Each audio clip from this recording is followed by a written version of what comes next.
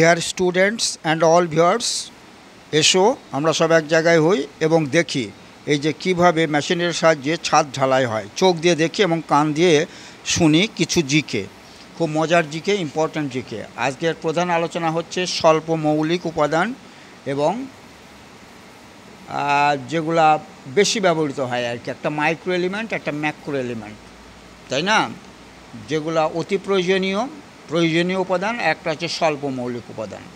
স্বল্প মৌলিক উপাদান মানে উদ্ভিদের পুষ্টির ক্ষেত্রে যেসব উপাদানগুলি কম পরিমাণে লাগে তাদের বলা হয় মাইক্রো নিউট্রিয়েন্টস বা স্বল্প মৌলিক।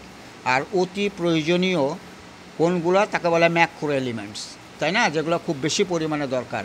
মাটি থেকে তো জলের সঙ্গে বিভিন্ন উপাদান এলিমেন্ট মিশে থাকে না, সেগুলো নেয়। তাহলে প্রশ্নে আসা যাক। এখানে প্রশ্ন কিন্তু সেটিংয়ে দেয় আজকাল। প্রথম প্রশ্নটা নিয়ে আলোচনা করলেই হবে। তো প্রথমেই আমরা জানি যে ম্যাক্রো এলিমেন্টস মানে অতি প্রয়োজনীয় যে এলিমেন্টগুলো কী আছে। এই যে CHNO মুখস্থ রাখতে হবে কী করে, CHNO, সিতে কার্বন, হাইড্রোজেন, নাইট্রোজেন, অক্সিজেন। এই চারটে তো অবশ্যই দরকার, কার্বন, হাইড্রোজেন, নাইট্রোজেন, অক্সিজেন। তারপর সালফার ফসফরাস, তারপর শিয়াম দিয়ে তিনটে আছে, calcium, magnesium, potassium. Calcium, magnesium, potassium. তাহলে এই যে 9টা উপাদান কিন্তু খুব বেশি পরিমাণে উদ্ভিদের পুষ্টির ক্ষেত্রে দরকার হয়, সেই জন্য এগুলোকে বলা হয় ম্যাক্রো এলিমেন্ট। কী কী হলো তাহলে? Carbon, hydrogen, nitrogen, oxygen, sulphur, phosphorus, calcium, magnesium, potassium. আর বাকি যেগুলো আছে সবই কিন্তু মাইক্রো নিউট্রিয়েন্টস মানে স্বল্প মৌলিক উপাদান বা ট্রেস এলিমেন্টও বলে। তাহলে এখানে দেখা যাক কোন অপশনটা ঠিক হবে। এখানে প্রশ্ন বলছে identify the set of micro nutrients. 1 নম্বরে বলছে কপার, ফসফরাস, ক্যালসিয়াম। না, এখানে ফসফরাস আছে, অতএব এটা মাইক্রো এলিমেন্টস হবে না, তাই না? ক্যালসিয়াম আছে, এটাও মাইক্রো এলিমেন্টস নয়। তারপরে 2 নম্বর অপশানে সালফার, অ্যালুমিনিয়াম, ক্লোরিন।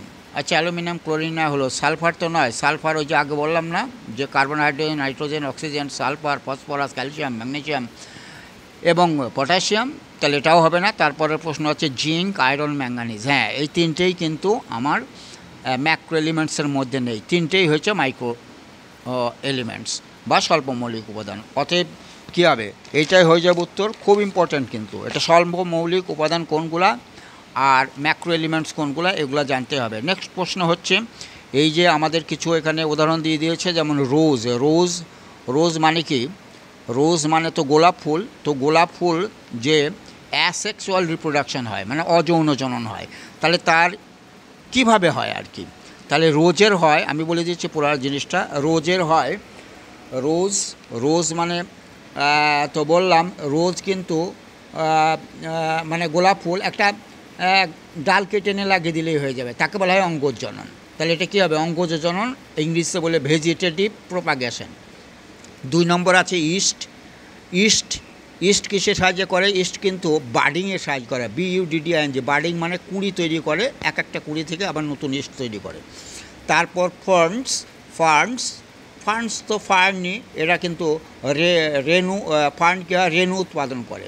রেণু মানে স্পোর ফরমেশন সাহায্যে অ্যাসেক্সুয়াল রিপ্রোডাকশন বা অযৌন জনন সম্পাদিত করে। তারপর হচ্ছে ফার্নস হচ্ছে তো বললামই রেণু উৎপাদনের সাহায্যে। তারপর হচ্ছে স্পাইরোগাইরা, এটা আলাদা আলাদাভাবে প্রশ্ন দেয়। স্পাইরোগাইরা লম্বা করে এক ধরনের উদ্ভিদ, এটা কিন্তু এর হয় খণ্ডী ভবন বা ফ্র্যাগমেন্টেশন। স্পাইরোগাইরার পুরো শরীরটায় অল্প অল্প খণ্ডে ভাগ হয়ে যায় এবং এক একটা খণ্ড থেকে আবার নতুন স্পাইরোগাইরা তৈরি হয়।